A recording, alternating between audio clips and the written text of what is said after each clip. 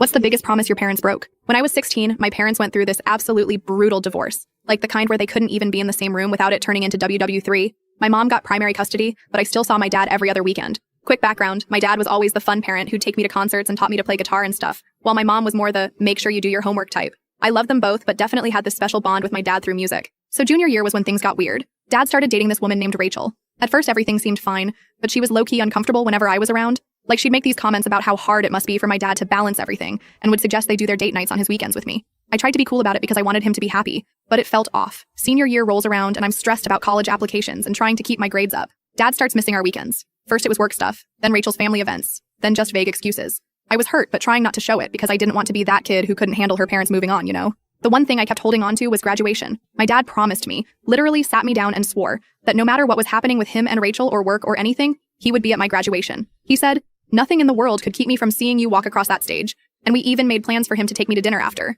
Graduation day comes. I'm nervous but excited. Mom's there with her new boyfriend, who's actually pretty cool TBH. My grandparents drove in from out of state. Even my aunt flew in from Colorado. Everyone's there except Dad. I keep checking my phone between pictures. Nothing. Call him. Straight to voicemail. Text. No response. I put on a brave face, but inside I'm dying. Everyone keeps asking where he is and I have no answer. The ceremony starts and I keep scanning the audience, thinking maybe he's just running late. Nothing. I walk across the stage and there's this hollow feeling in my chest where the pride should be. After everything, I check my phone one more time and there's finally a text. So sorry, honey. Something came up with Rachel's son. We'll make it up to you soon. Love you. Her son Kyler had a freaking baseball game. A regular season middle school baseball game. I didn't respond. What could I even say? I was so hurt and angry I just couldn't. I went radio silent. Here's where it gets really messed up. Instead of my dad reaching out to apologize or explain further, he just disappeared. Completely. No calls, no texts, nothing. After a few weeks, I tried reaching out. Still nothing. My mom tried contacting him about some college financial aid paperwork. Ghosted her too. Went to college that fall feeling like I'd lost my dad completely. Would check his social media occasionally and see him posting about trips with Rachel and her kids, looking happy like I never existed.